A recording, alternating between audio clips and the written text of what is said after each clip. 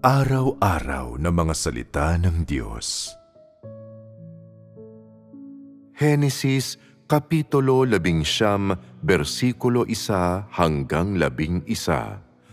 At nagsidating ang dalawang anghel sa Sodoma nang nagtatakip silim, at si Lot ay nakaupo sa pintuang bayan ng Sodoma, at sila'y nakita ni Lot at tumindig siya upang salubungin sila, at iniyukod ang mukha paharap sa lupa at sinabi niya, "Ngayon nga, mga Panginoon ko, ipinamamanhik ko sa inyo na kayo'y magsipasok sa bahay ng inyong lingkod at kayo'y manatili sa buong magdamag at maghugas ng inyong mga paa at magsipagbangon kayo ng madaling araw at magpatuloy sa inyong lakad."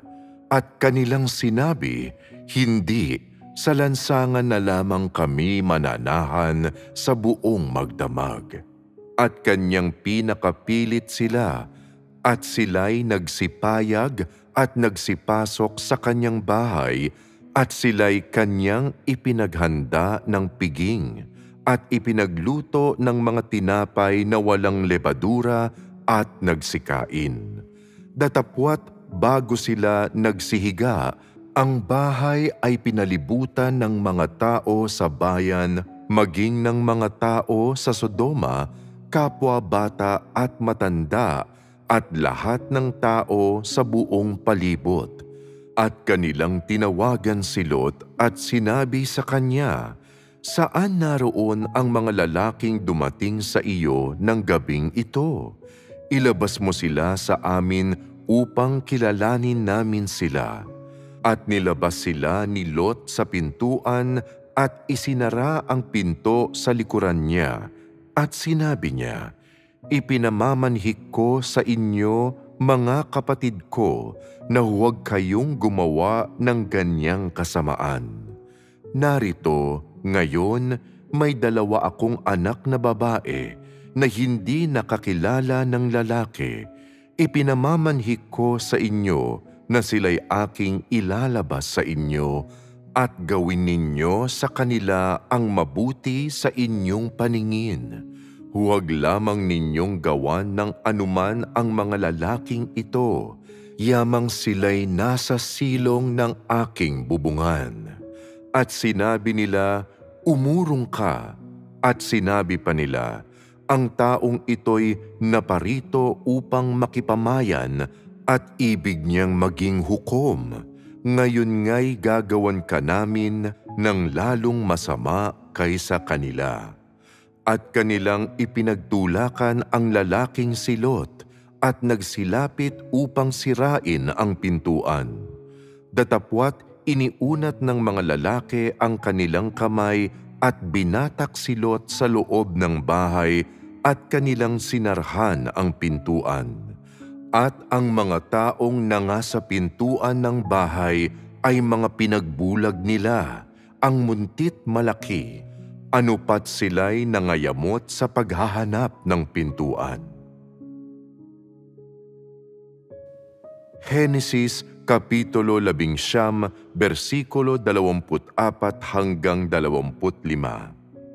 Nang magkagayoy, nagpaulan si Jehova sa Sodoma at Gomora ng asupre at apoy mula kay Jehova na buhat sa langit. At ginunaw niya ang mga bayang yaon, at ang buong kapatagan at ang lahat ng nananahan sa mga bayang yaon, at ang tumutubo sa lupang yaon. Lubusang winasak ang Sodoma dahil sa pagkakapuno sa puot ng Diyos. Nang makita ng mga taga-Sodoma ang 2 lingkod na ito, hindi nila itinanong kung ano ang kanilang dahilan sa pagdating, ni may isa man lang na nagtanong kung dumating ba sila upang ipalaganap ang kalooban ng Diyos. Bagkus, bumuo sila ng isang malaking pangkat ng mga tao at dumating sila para dakpin tanggapin ang 2 lingkod na ito na gaya ng mga asong gubat o mababangis na mga lobo nang walang anumang paliwanag. Pinagmasdan ba ng Diyos ang mga bagay na ito habang nangyayari? Ano kaya ang iniisip ng Diyos sa kanyang puso tungkol sa ganitong uri ng pag-uugali ng tao sa ganitong klase ng pangyayari? Nagpasya ang Diyos na wasakin ang lungsod na ito. Hindi na siya mag-aatubili o maghihintay ni magpapakita pa ng pasensya. Dumating na ang kanyang araw at kaya naman sinimulan na niya ang gawaing ninais niyang gawin. Sa gayon, ang sinasabi sa Henesis Kapitulo 11, versikulo 24 hanggang 25, nang magkagayoy nagpaulan si Jehova sa Sodoma at Gomora ng asupre at apoy mula kay Jehova na buhat sa langit, at ginunaw niya ang mga bayang yaon at ang buong kapatagan at ang lahat ng nananahan sa mga bayang yaon at ang tumutubo sa lupang yaon. Sinasabi ng 2 bersikulong ito ang paraan kung paano winasak ng Diyos ang lungsod na ito, pati na rin kung ano ang winasak ng Diyos. Una, isinasalaysay ng Biblia na sinunog ng Diyos ang lungsod sa pamamagitan ng apoy at ang lawak ng apoy na ito ay sapat na upang malipol ang lahat ng tao at lahat ng nabubuhay sa lupa. Ibig sabihin, hindi lamang winasak ng apoy na nagmula sa langit ang lungsod. Winasak din nito ang lahat ng tao at lahat ng nabubuhay na bagay sa loob nito hanggang sa wala nang natira ni isang bakas.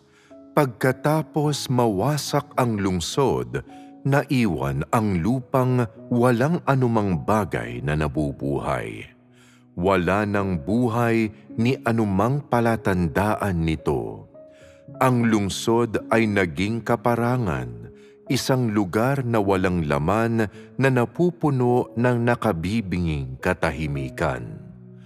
Wala nang magagawang anumang masasamang gawa laban sa Diyos sa lugar na ito, wala nang patayan o pagdanak ng dugo. Bakit ninais ng Diyos na sunugin ang lungsod na ito ng lubusan? Ano ang nakikita ninyo rito?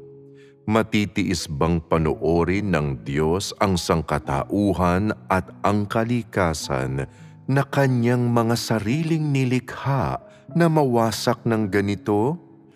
Kung maunawaan mo ang galit ng Diyos na si Jehova mula sa apoy na pinaulan mula sa langit, hindi mahirap makita kung gaano katindi ang kanyang puot mula sa layo ng kanyang pagwasak at sa tindi ng pagkawasak ng lungsod na ito.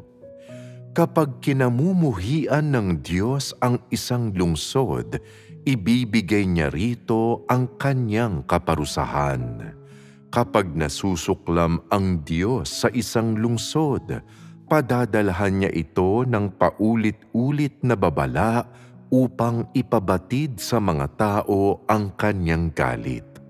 Ngunit kapag nagpasya ang Diyos na wakasan na at wasakin ang isang lungsod, iyon ay kapag napuno na ang kanyang puot at pagiging maharlika, hindi na siya magbibigay pa ng anumang mga kaparusahan o mga babala. Sa halip, tuluyan na niya itong wawasakin. Lubusan na niya itong paglalahuin. Ito ang matuwid na disposisyon ng Diyos.